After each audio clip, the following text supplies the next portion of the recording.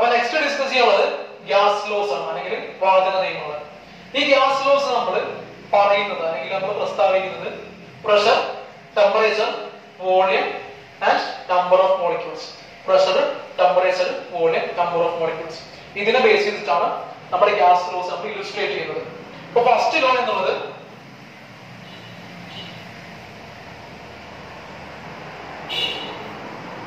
Boils law. First ഉള്ളത് Boyle നിയമം. മലയാളത്തിൽ എന്ത് വിളിക്കും?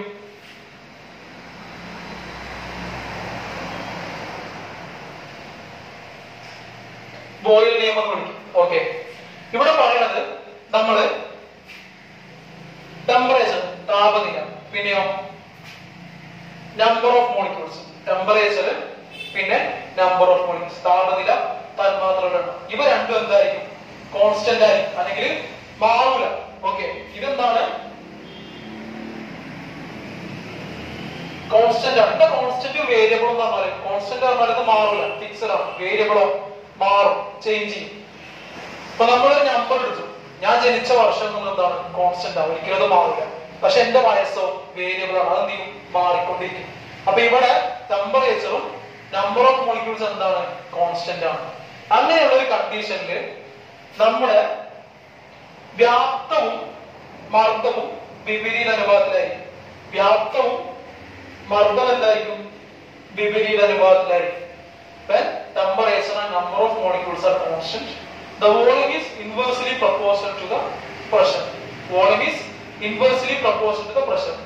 Temperature, number of molecules, തന്മാത്രകളുടെ എണ്ണം, താപനിലയും തന്മാത്രകളുടെ എണ്ണവും സ്ഥിരമായിരിക്കുമ്പോൾ, കോൺസ്റ്റന്റ് ആയിരിക്കുമ്പോൾ, വോളിയം എന്നുള്ളത് പ്രഷറിനോട് വിപരീത അനുപാതത്തിലായിരിക്കും. അല്ലെങ്കിലോ വോളിയവും പ്രഷറും ഇൻവേഴ്സ്ലി പ്രൊപ്പോർഷണൽ ആണ്. ഇത് ആര് പറയുന്നുണ്ട്? ബോയിൽ നിയമം പറയുന്നുണ്ട്. ഏത് കണ്ടീഷനിലാണ്? Temperature and number of molecules are constant. Volume is inversely proportional to the pressure. ഞാൻ ഈ പ്രൊപ്പോർഷണാലിറ്റി മാറ്റി ഇവിടെ ഒരു കോൺസ്റ്റന്റ് വരെ മൾട്ടിപ്ലൈ ചെയ്താൽ ചെയ്യും, ഈ പ്രൊപ്പോർഷണാലിറ്റി ചേഞ്ച് ചെയ്യാം. അപ്പൊ ഇവിടെ എന്തായിട്ട് മാറുന്നത്? ഇവിടെ ഒരു സ്ഥിരാസംഖ്യമായിട്ട് മൾട്ടിപ്ലൈ ചെയ്യും. V is equal to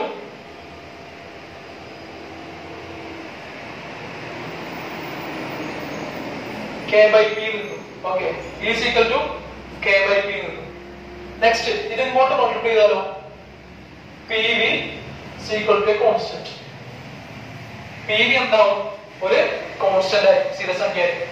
അപ്പോൾ ആദ്യം പറഞ്ഞതാണ് volume is inversely proportional to pressure, അല്ലെങ്കിൽ വോളിയം അല്ലെങ്കിൽ വ്യാപ്തം എന്താണ്? വിപരീത അനുപാതത്തിലാണ് ഇതിനോട്, മർദ്ദത്തിനോട്.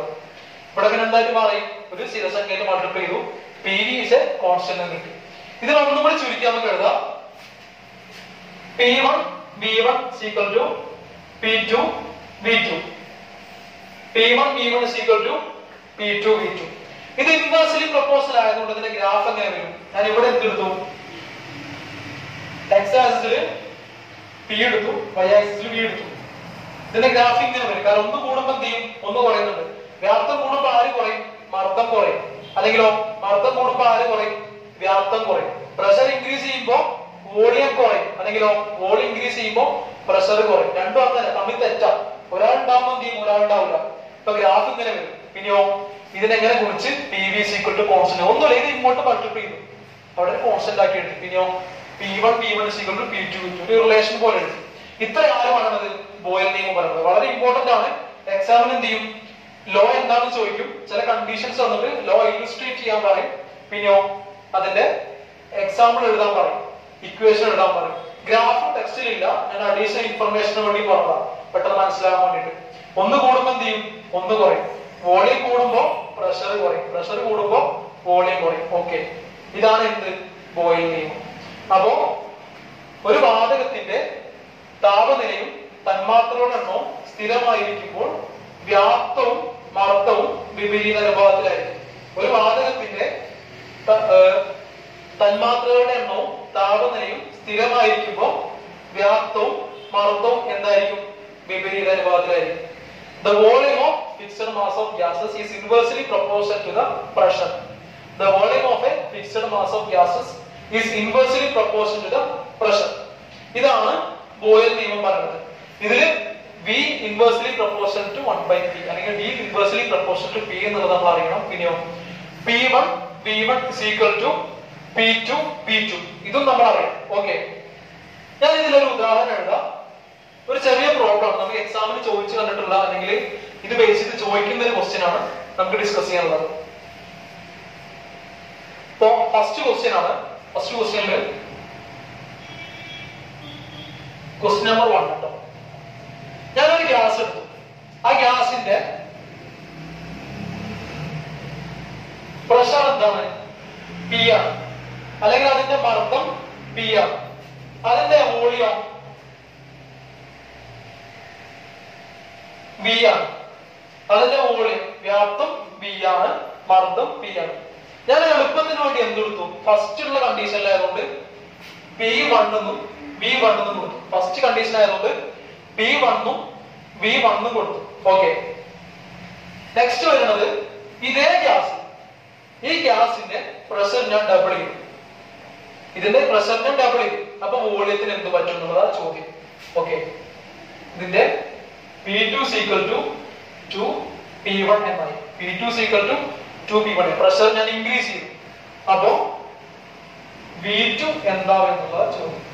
അതായത് ഒരു ഗ്യാസ് മോളിക്യൂൾ ഉണ്ട്, അതിന്റെ pressure first P1, volume V1, അതായത് മർദ്ദം P1 ഉം വ്യാപ്തം V1 ഉം. ഞാൻ അതിന്റെ എന്ത് ചെയ്തു? മർദ്ദം കൂട്ടി. പിന്നെയോ വ്യാപ്തത്തിലുള്ള വ്യത്യാസം അറിയാനാണ് ചോദിച്ചത്. ഈ കണ്ടീഷനിൽ Tയും Nയും എന്താണ്? ഒരു കോൺസ്റ്റന്റ്. ടെമ്പറേച്ചറും നമ്പർ ഓഫ് മോളിക്യൂൾസും കോൺസ്റ്റന്റ് ആണ്.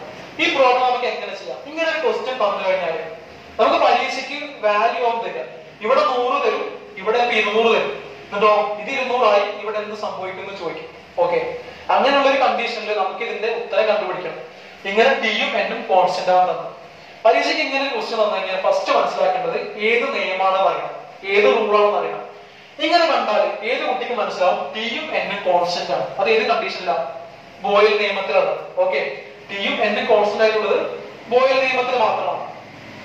പിന്നെ ഇതിന്റെ പ്രഷർ ഡബിൾ ചെയ്തിട്ടുള്ളതാണ്. ബോയിൽ നിയമത്തിന്റെ പ്രത്യേകത എന്താ? Volume is inversely proportional to pressure. Volume കൂടി എന്ത് ചെയ്യും? പ്രഷർ കുറയും. പ്രഷർ കൂടിയാലോ വോളിയം കുറയും. ഇവിടെ എന്താ ചെയ്തിട്ടുള്ളത്? പ്രഷർ കൂട്ടി. അപ്പൊ എന്ത് കുറയണം? വോളിയം കുറയണം. എത്ര കുറയണമെന്ന് കണ്ടുപിടിക്കണം. ഓക്കെ, നമുക്കൊരു ഇക്വേഷൻ അറിയാം. ഞാൻ ഈ ഒരു കോളം അനുസരിച്ച് ചെയ്യാം. Okay, P1 V1 is equal to P2 V2. P1 V1 is equal to P2 V2. നമ്മൾ പഠിച്ചതാണ്. ഓക്കെ, മർദ്ദം കൂട്ടുമ്പോൾ എന്ത് പറയും? വ്യാപ്തം കുറയും നമുക്കറിയാം. വോളിയം കൂടുമ്പോൾ പ്രഷർ കുറയും, അല്ലെങ്കിൽ പ്രഷർ കൂടുമ്പോൾ വോളിയം കുറയും. P1ന്റെ വാല്യൂ വന്നിട്ടുണ്ട് P1 ആണ്. V1ന്റെ വാല്യൂ V1 വന്നിട്ടുണ്ട്. അത് അങ്ങനെ തന്നെ എഴുതി. P1 എങ്ങനെ എഴുതി? V1 അങ്ങനെ തന്നെ എഴുതി. ക്വസ്റ്റ്യനിൽ വന്നിട്ടുണ്ട്, ആർക്കും സംശയമൊന്നുമില്ല. നെക്സ്റ്റോ P2 വന്നിട്ടുണ്ട്. P2 എന്താ? 2P1 ആണ്. P2 2P1 ആണ്. ഇപ്പൊ P2 എന്ത് എഴുതാം? 2P1 എഴുതി. 2P1. നമുക്ക് ആരറിയില്ല? V2 അറിയില്ല. അറിയാതെ നമ്മൾ എന്ത് കൊടുക്കും? X എന്ന് കൊടുക്കും. ഓക്കെ, V2 X എന്ന് കൊടുത്തു. ഓക്കെ, ഇനി കണ്ടുപിടിക്കാൻ പറ്റുമോ? ഞാൻ എന്ത് ചെയ്തു? ഈ 2P1 ഇങ്ങോട്ട് കൊണ്ടുവന്നു. X-നെ ഒറ്റക്കാക്കി ഇതിനെ ഇങ്ങോട്ട് കൊണ്ടുവന്നു. അപ്പോ X is equal to P1 by V1 by 2P1 കിട്ടും. ഓക്കെ, ഇതിൽ P1 ഉം P1 എന്ത് ചെയ്യും? വെട്ടിപ്പോകും. ഇത് രണ്ടും ക്യാൻസൽ ചെയ്ത് പോകും. അപ്പൊ X എന്തായിട്ട് മാറി? V1 by 2 ആയി. അപ്പോ X is equal to V1 by 2. എന്താണ് X എന്ന് പറയുന്നത്? നമ്മുടെ V2 ആണ്. V2ന്റെ കാര്യം എന്ത് കിട്ടി? V1 by 2 എന്ന് കിട്ടി. വളരെ സിമ്പിൾ ആയിട്ട് നമുക്ക് ക്വസ്റ്റ്യൻ ചെയ്യാം. ഇതിന് സംശയം ഉണ്ടാകുകയും വളരെ പെട്ടെന്ന് മനസ്സിലാക്കാൻ പറ്റും. അതായത് ഈ ക്വസ്റ്റ്യൻ കണ്ടുകഴിഞ്ഞാൽ തന്നെ റൂൾ ഏതാ മനസ്സിലാക്കണം. ടെമ്പറേച്ചറും നമ്പർ ഓഫ് മോളിക്യൂൾസും കോൺസ്റ്റന്റ് ആണ്. അതുകൊണ്ട് തന്നെ മനസ്സിലാക്കി എന്ത് നിയമമാണെന്നുള്ളത്? ബോയിൽസ് നിയമമാണുള്ളത്. ഓക്കെ, ഇനിയോ തന്നിരിക്കുന്ന കണ്ടീഷൻ നോക്കുക, ഇക്വേഷൻ ഇട്ട് കൊടുക്കുക. വോളിയം കൂടുമ്പോൾ എന്ത് പറയും? പ്രഷർ കുറയും. അല്ലെങ്കിൽ പ്രഷർ കൂടുമ്പോൾ വോളിയം കുറയും. ഇതാണ് ബോയിൽ നിയമത്തിലുള്ളത്. ഇങ്ങനെയാണെങ്കിൽ ഞാൻ നെക്സ്റ്റ് എക്സാമ്പിൾ തരാം. ആ എക്സാമ്പിൾ നിങ്ങൾ നോക്കിയിട്ട് എഴുതിയിട്ട് എനിക്ക് പറഞ്ഞു തരും എത്രയാണ് വരികയാണുള്ളത്. ഓക്കെ,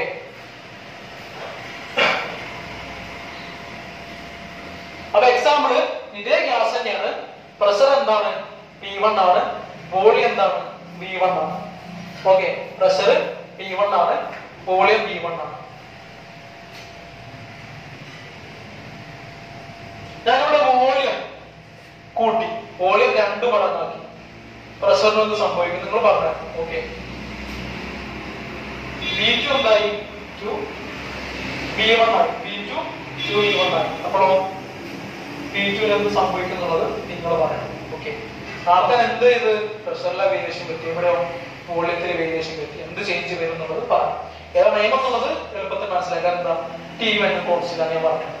ഓക്കെ, ഇതാണ് നമ്മുടെ ബോയ്സ് നിയമം. അപ്പൊ ഈ ക്വസ്റ്റ്യൻ, രണ്ടാമത്തെ ക്വസ്റ്റ്യൻ നിങ്ങൾ വർക്ക്ഔട്ട് ചെയ്ത് എനിക്ക് പറഞ്ഞു. Okay, question number 2 understood?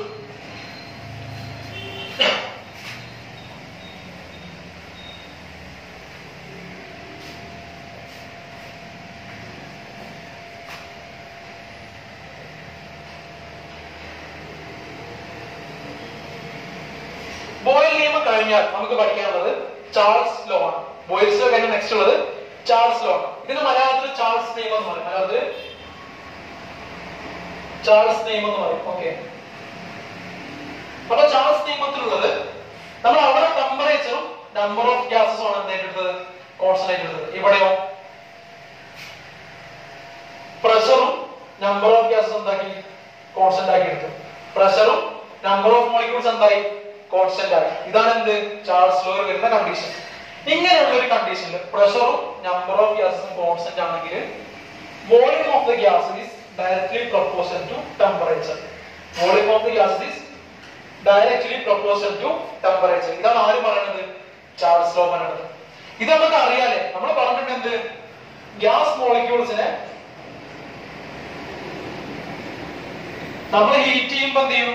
അതിന്റെ മൂവ്മെന്റ് കൂടും, കൈനറ്റിക് എനർജി കൂടും എന്നൊക്കെ പറഞ്ഞില്ലേ? താപനില കൂടുമ്പോൾ എന്ത് ചെയ്യും? അതിന് ചലിക്കാനുള്ള സ്വാതന്ത്ര്യം കൂടും. അപ്പൊ ഇത് ക്ലോസ്ഡ് അല്ലെങ്കിൽ എന്ത് ചെയ്യും? ഇത് പിന്നെയും പുറത്തേക്ക് പോകും, വലിപ്പം കൂടും. ഓക്കെ, ക്ലോസ്ഡ് അല്ലെങ്കിൽ പിന്നെയും വലിപ്പം കൂടും. ഇവിടെ നമ്മൾ പറഞ്ഞിട്ട് പ്രഷറും നമ്പർ ഓഫ് ഗ്യാസസും കോൺസ്റ്റന്റ് മാറുന്നില്ല. ഈ മൂന്ന് എണ്ണം തന്നെ ഉള്ളൂ. പക്ഷെ ടെമ്പറേച്ചർ കൂടുമ്പോൾ എന്ത് ചെയ്യും? ചലിക്കാനുള്ള സ്വാതന്ത്ര്യം കൂടും, ഇത് വലുതാവും. ഓക്കെ, ഫോർ എക്സാമ്പിൾ നമ്മളിപ്പോ ഒരു പ്രോഗ്രാമിനെ കുറച്ച് ഡെക്കറേറ്റ് ചെയ്യാൻ വേണ്ടി ബലൂൺ വെച്ചിട്ടുണ്ടെന്ന്, കുറച്ച് ബലൂൺസ്. ഈ ബലൂൺസ് നമ്മൾ കാണാം കുറച്ച് കഴിയുമ്പോൾ എന്ത് ചെയ്യും? അത് പൊട്ടിപ്പോവും. അതിന്റെ കാരണം എന്താ? നമ്മൾ വീർപ്പിച്ച് വെച്ച ഒരു സൈസ് ഉണ്ടാവും ബലൂണിന്റെ. കുറെ കഴിയുമ്പോൾ എന്ത് ചെയ്യും? ചൂട് തട്ടുമ്പോൾ, വെയിൽ തട്ടുമ്പോൾ എന്ത് ചെയ്യും? എക്സ്പാൻഡ് ചെയ്യും ഗ്യാസ്. കാരണം ഗ്യാസിന് എന്ത് കൂടുന്നുണ്ട്? കൈനറ്റിക് എനർജി കൂടുന്നുണ്ട്. ഓക്കെ, ടെമ്പറേച്ചർ ഇൻക്രീസ് ചെയ്യുമ്പോൾ ഗ്യാസിന്റെ കൈനറ്റിക് എനർജി കൂടുന്നുണ്ട്. അപ്പൊ ഗ്യാസ് എന്ത് ചെയ്യും? പിന്നെ എക്സ്പാൻഡ് ചെയ്യാൻ നോക്കും. അപ്പൊ എന്ത് ചെയ്യും? ബലൂൺ പൊട്ടിപ്പോവും. ഓക്കെ, ഇതാണ് ചാൾസ് ലോ പറയുന്നത്. Volume is directly proportional to temperature. ഏത് കണ്ടീഷനില്ല? പിയും എന്നും കോൺസ്റ്റന്റ് ആണ്, പ്രഷറും നമ്പർ ഓഫ് ഗ്യാസും കോൺസ്റ്റന്റ് ആണ്. അപ്പോ മർദ്ദവും തന്മാത്രകളുടെ എണ്ണവും സ്ഥിരമായിരിക്കുന്ന ഒരു വാതകത്തിന്റെ വ്യാപ്തം എന്തിനോട് നേർ അനുപാതത്തിലാണ്? താപനിലയോട് നേർ അനുപാതത്തിലാണ്. Volume of a fixed mass of gas is directly proportional to the temperature when pressure and number of gases is constant. Volume of fixed mass of gas is directly proportional to temperature. ഏത് law ആണ്? Charles law ആണ്. Okay, അപ്പൊ ഇതിന്റെ graph വരുമ്പോ ഇങ്ങനെ വരും. നമ്മൾ plot ചെയ്യുമ്പോൾ ഇവിടെ വോളിയം എടുത്തു, ടെമ്പറേച്ചർ എടുത്തു, ഒന്നുകൂടി എന്ത് ചെയ്യും? അടുത്തത് കൂടും. കാരണം എന്താ? നമുക്കറിയാലോ, ഇപ്പൊ ബലൂണിന്റെ കേസ് പറഞ്ഞു, അല്ലെങ്കിൽ ഇവിടെ ഒരു കേസ് പറഞ്ഞു. ടെമ്പറേച്ചർ കൂടുമ്പോൾ എന്ത് കൂടുന്നുണ്ട്? കൈനറ്റിക് എനർജി കൂടുന്നുണ്ട്, മൂവ്മെന്റ് കൂടുന്നുണ്ട്, അതിന്റെ സൈസ് കൂടുന്നുണ്ട്, വോളിയം കൂടുന്നുണ്ട്. ഓക്കെ, ഇപ്പൊ വോളിയം കൂടുമ്പോൾ എന്ത് ചെയ്യും? ടെമ്പറേച്ചർ കൂടും. അതിന്റെ ടെമ്പറേച്ചർ കൂടുമ്പോൾ എന്ത് ചെയ്യും? വോളിയം കൂടും. ഇവിടെ നമ്മൾ ഒരു കോൺസ്റ്റന്റ് ആയിട്ട് മൾട്ടിപ്ലൈ ചെയ്തു. നമ്മൾ നേരത്തെ ചെയ്ത പോലെ ഒരു കോൺസ്റ്റന്റുമായിട്ട് മൾട്ടിപ്ലൈ ചെയ്തു. ഇപ്പൊ എന്താ എഴുതാം? V is equal to a constant into T. V is equal to a constant into T. ഇതിനെ ഇങ്ങോട്ട് കൊണ്ടുവന്നാലോ? V by T is a constant. V by T is a constant into T. Okay, V by T is a constant. Next നമുക്ക് എന്ത് പറയാം? V1 by T1 is equal to V2 by T2. V1 by T1 is equal to V2 by T2. Okay, ഇതാണ് next question വരുന്നത്. Okay,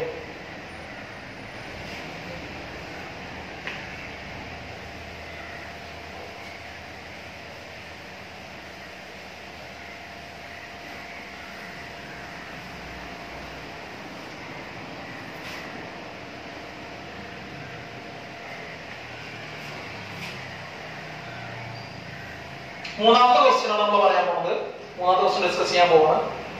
ഞാനൊരു gas എടുത്തു. ആ ഗ്യാസിന്റെ volume V ആണ്. നമ്മുടെ V1 എടുത്തു, വോളിയം V1 എടുത്തു.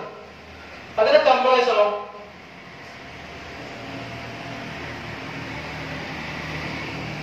T1 എടുത്തു. വോളിയം എന്ന് പറഞ്ഞാൽ വ്യാപ്തമാണ്, ടെമ്പറേച്ചർ എന്ന് പറഞ്ഞാൽ താപനിലയാണ്. അപ്പൊ അത് V1 എടുത്തു, T1 എടുത്തു, ഒരു ഗ്യാസ്.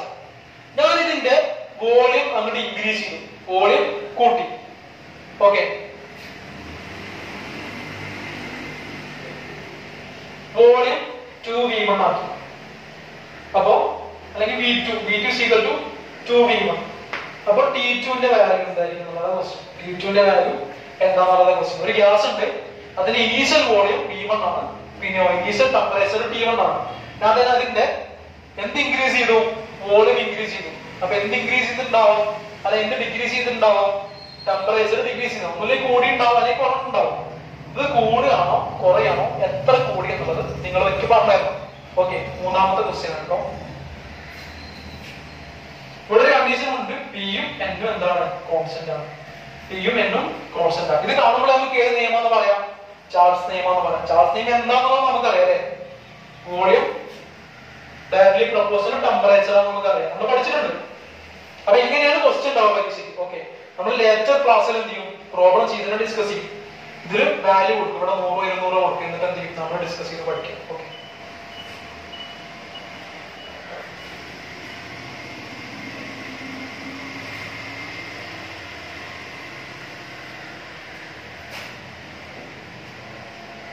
നെക്സ്റ്റ് വരുന്ന ലോ ആണ് Avogadro's law. Avogadro's law. Avogadro നിയമം എന്നുള്ളത് വളരെ ഇമ്പോർട്ടന്റ് ആണ്. നമുക്ക് ഇനി മോൾ കൺസെപ്റ്റിലേക്ക് പോകുമ്പോൾ എന്ത് ചെയ്യാണ്ട് ഇത് കൂടുതൽ ടീച്ചറായിട്ട് പഠിക്കാനുണ്ട്. അപ്പൊ അവോഗാഡ്രോസ് ലോ എന്നുള്ളത് നമ്മള്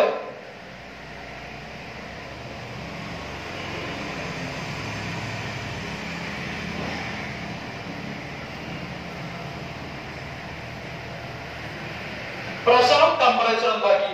കോൺസ്റ്റന്റ് ആക്കി വെച്ചു. പ്രഷറും ടെമ്പറേച്ചറും കോൺസ്റ്റന്റ് ആക്കി വെച്ചു. ഇതാണ് എന്ത്? അവോഗാഡ്രോസ് ലോന്റെ ഫസ്റ്റ് വരുന്ന കണ്ടീഷൻ. പ്രഷറും ടെമ്പറേച്ചറും കോൺസ്റ്റന്റ് ആക്കി വെച്ചു. Avogadro's law. Okay, volume of the gas is directly proportional to number of molecules. Volume of gas is directly proportional to number of molecules. ഇവിടെ പ്രഷർ, മർദ്ദവും താപനിലയും സ്ഥിരമാണ്, കോൺസ്റ്റന്റ് ആണ്. അപ്പൊ എന്ത് ചെയ്യും? വോളിയം നമ്പർ ഓഫ് ഗ്യാസസിന് അനുസരിച്ച് കൂടും. ഇങ്ങനെ പറയുമ്പോൾ മനസ്സിലായിട്ടുണ്ടാവില്ലേ? ചിലപ്പോൾ കൺഫ്യൂഷൻ അടിച്ചിട്ടുണ്ടാവും. ഞാൻ പറഞ്ഞുതരാം. ഇവിടെ ഞാൻ കൺഫ്യൂഷൻ ഉണ്ട്. ഒരു കണ്ടെയ്നർ അതിന്റെ വോളിയം എത്ര ആയിക്കോട്ടെ, ഒരു കണ്ടെയ്നർ ഇവിടെ 4 മോളിക്യൂൾസ് ഉണ്ട്, 4 ഗ്യാസ് മോളിക്യൂൾസ് ഉണ്ട്. ഈ ഗ്യാസ് മോളിക്യൂൾസിന്റെ വോളിയം എന്താ? കണ്ടെയ്നറിന്റെ വോളിയം. നമ്മൾ ഫസ്റ്റ് പറഞ്ഞത് volume of the gas is equal to volume of the container. ഈ വാതക തന്മാത്രകളുടെ ആകെ വ്യാപ്തം എന്താ? ഈ പാത്രത്തിന്റെ വ്യാപ്തമാണ്. ഓക്കെ, സംശയമില്ലല്ലോ. ഇവിടെ ഒരു കണ്ടീഷൻ കൂടി ഉണ്ട്, പ്രഷറും ടെമ്പറേച്ചറും കോൺസ്റ്റന്റ് ആണ്, മർദ്ദവും താപനിലയും സ്ഥിരമാണ്, വ്യത്യാസപ്പെടുന്നില്ല. ഓക്കെ, ഞാൻ ഇതിലേക്ക് ഒരു 2 മോളിക്യൂളിനെ കൂടി കൊണ്ടുവന്നു. എനിക്കിതിൽ കൊണ്ടുവരാൻ കഴിയും, ഇതിൽ ചേർക്കാൻ കഴിയും. ഒരു ക്ലാസ്സിൽ ഒരു ബെഞ്ചിൽ 4 പേര് ഇരിക്കുന്നുണ്ട്. അതിലേക്ക് ഒരാളെ കൂടി ഇരുത്തണം. പക്ഷെ ഒരിക്കലും ബലം പ്രയോഗിക്കാൻ പറ്റില്ല. ഇരുത്താൻ പറ്റുമോ? ബുദ്ധിമുട്ടാവില്ലേ? നമുക്ക് എന്ത് ചെയ്യാം? ബെഞ്ചിന്റെ വലിപ്പം കൂട്ടാം. എനിക്ക് വലിയൊരു ബെഞ്ച് കൊണ്ടുവന്നുള്ളൂ അല്ലെ? ഇപ്പൊ 4 പേര് നല്ല സൈസുള്ള ആൾക്കാരാണ്, നല്ല തടിയന്മാരാണ്. പിന്നെ ഒരു തടിയനായിട്ട് ഒരാളെ കൊണ്ടുവന്ന് ഇരുത്താൻ ബുദ്ധിമുട്ടായിരിക്കും. നമുക്ക് ബെഞ്ച് വേണമെങ്കിൽ മാറ്റാം, അല്ലെങ്കിൽ എന്ത് ചെയ്യണം? പ്രഷർ അപ്ലൈ ചെയ്തിട്ടാണ് ഇരുത്തണം. ഇവിടെ എന്താണ്? പ്രഷർ കോൺസ്റ്റന്റ് ആ, പ്രഷർ മാറ്റാൻ പറ്റൂല. അപ്പൊ എന്ത് ചെയ്യും? ഒരു വലിയ പാത്രം, അപ്പൊ ഈ വോളിയത്തിന് കൊള്ളൂല. ഞാൻ എന്ത് ചെയ്തു? കുറച്ചുകൂടി വലിയ പാത്രം എടുത്തു, അതില് ആ മോളിക്യൂൾസ് നമ്മൾ കൊള്ളിച്ചു. ഓക്കെ, അത് 4 മോളിക്യൂൾസ് ഉണ്ടായിരുന്നത്, അതിന് ചെറിയ പാത്രം മതി.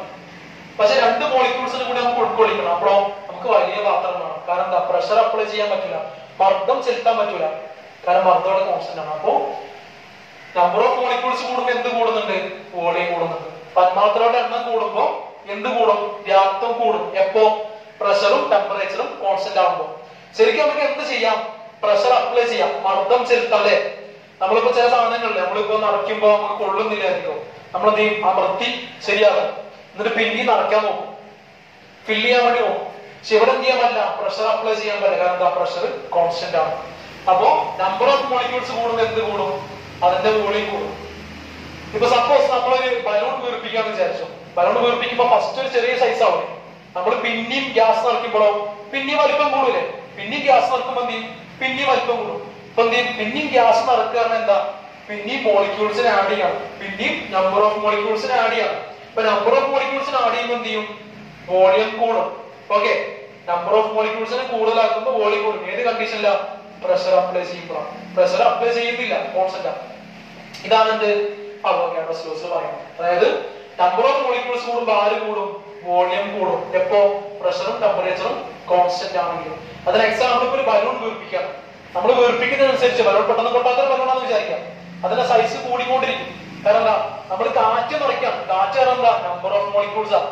പിന്നെ ഈ വാതകം നിറച്ചുകൊണ്ടിരിക്കുക, ഗ്യാസ് നിറച്ചുകൊണ്ടിരിക്കുക. അപ്പൊ എന്ത് ചെയ്യും? വോളിയം കൂടും. അണ്ടർസ്റ്റുഡ്? ഓക്കെ, ഇതാണ് മൂന്നാമത്തെ ലെവൽ പറയുന്നത്.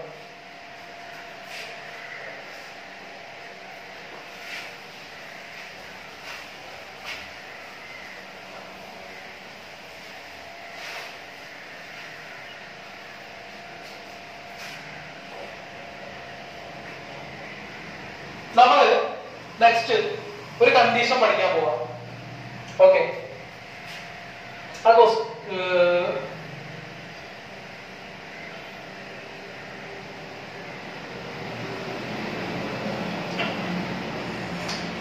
ഇതൊരു അക്വേറിയം അസ്യൂം ചെയ്യാം. ഇതൊരു അക്വേറിയം അസ്യൂം ചെയ്യാം. അക്വേറിയം എന്താണെന്ന് എല്ലാവർക്കും അറിയാം. ഇതിൽ എന്തുണ്ട്? ഒരുപാട് വെള്ളമുണ്ട്. ഓക്കെ, അപ്പോ ഇവിടെ ഏത് ലെയറിലെ വെള്ളത്തിനായിരിക്കും പ്രഷർ കൂടുതൽ?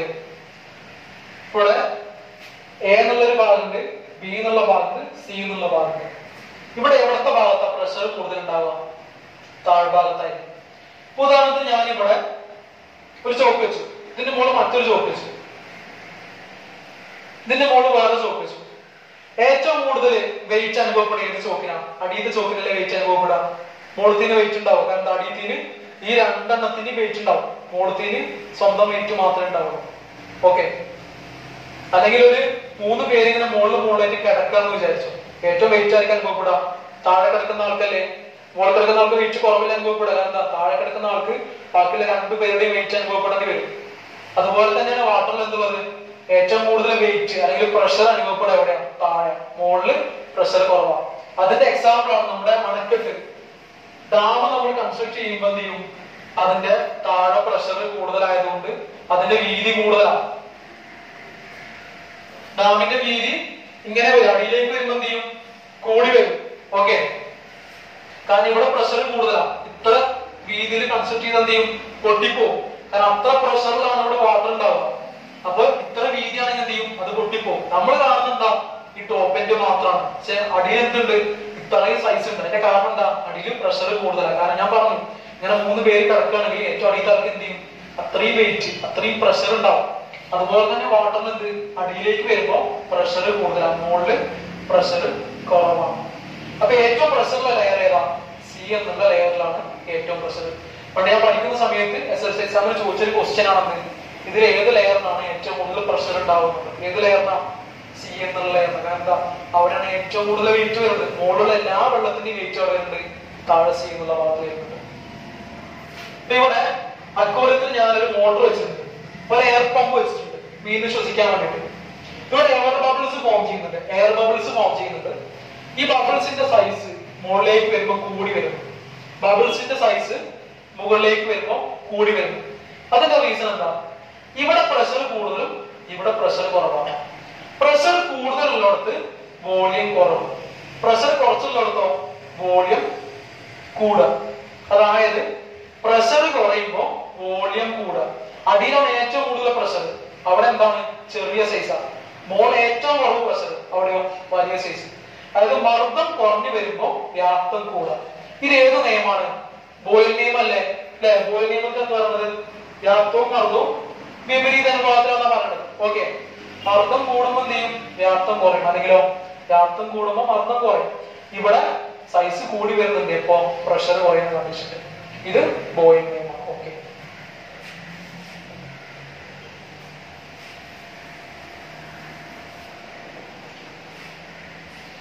അപ്പൊ ഞാൻ 3 ക്വസ്റ്റ്യൻസ് അല്ലേ ഡിസ്കസ് ചെയ്തത്. 4ാമത്തെ ക്വസ്റ്റ്യൻ എഴുതിക്കോ. 4ാമത്തെ ക്വസ്റ്റ്യൻ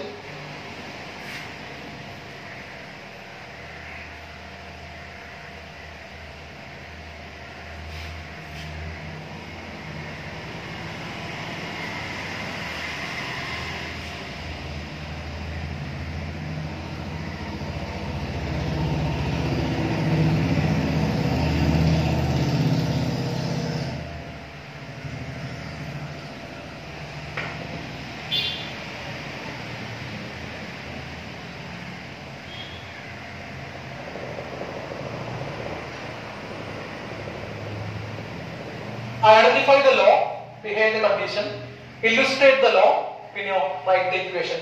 അതായത് ഫസ്റ്റ് വരുന്നത് ഈ നിയമം ഏതാണെന്ന് തിരിച്ചറിയുക, പിന്നെയോ ആ നിയമം എഴുതുക, അതിന്റെ ഇക്വേഷൻ എഴുതുക. ഓക്കെ, ഫസ്റ്റ് വരുന്നത് നിയമം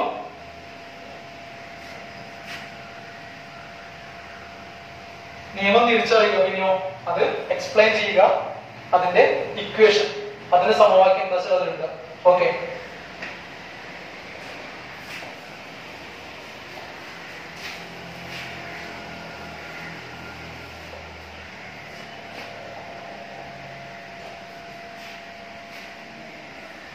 അഞ്ചാമത്തെ ക്വസ്റ്റ്യൻ ആണോ? അഞ്ചാമത്തെ ക്വസ്റ്റ്യൻ, ഒരു ബീക്കർ, ആ ബീക്കറിൽ കുറച്ച് വാട്ടർ ഉണ്ട്, ആ ബീക്കറിൽ കുറച്ച് ജലമുണ്ട്. ഇവിടെ ഞാനൊരു ബലൂൺ വെച്ചിട്ടുണ്ട്. ഈ ബലൂണ് മുഴുവനായിട്ടും നിർമ്മിച്ചിട്ടില്ല, കുറച്ചേ രീതിയിലുള്ളൂ സൈസ് കൊണ്ടുവന്നിട്ടുള്ളൂ. ഞാൻ അടിയിൽ നിന്ന് ചൂടാക്കി. കുറച്ച് കഴിഞ്ഞപ്പോ എന്ത് ചെയ്തു? ബലൂണിന്റെ വലിപ്പം കൂടി, പൊട്ടിപ്പോയിട്ടില്ല, കുറച്ചെടുപ്പ് വലിപ്പം കൂടി. ഓക്കെ, ഫസ്റ്റ് ഒരു ബലൂണ് ഒരു വെള്ളത്തിൽ ഞാൻ വെച്ചിട്ടുണ്ട്, വെള്ളം ചൂടാക്കുന്നുണ്ട്, കുറച്ചിനിപ്പം എന്ത് ചെയ്തു? ബലൂണിന്റെ സൈസ് ഇൻക്രീസ് ചെയ്തു. ഇവിടെ പ്രഷർ നമ്പർ ഓഫ് ഗ്യാസ് എന്താണ്? കോൺസ്റ്റന്റ് ആണ്. Okay, pressure number of gas constant ആണ്. First question,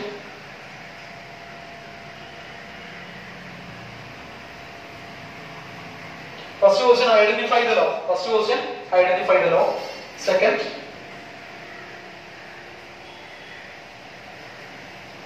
illustrate the law. Second question, illustrate the law.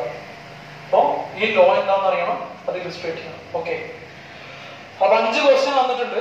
5 ക്വസ്റ്റ്യനും വളരെ വൃത്തിയായിട്ട് എഴുതിയിട്ട് എനിക്ക് കാണിച്ചു തരണം. ഓക്കെ, വളരെ മസ്റ്റ് ആണ്.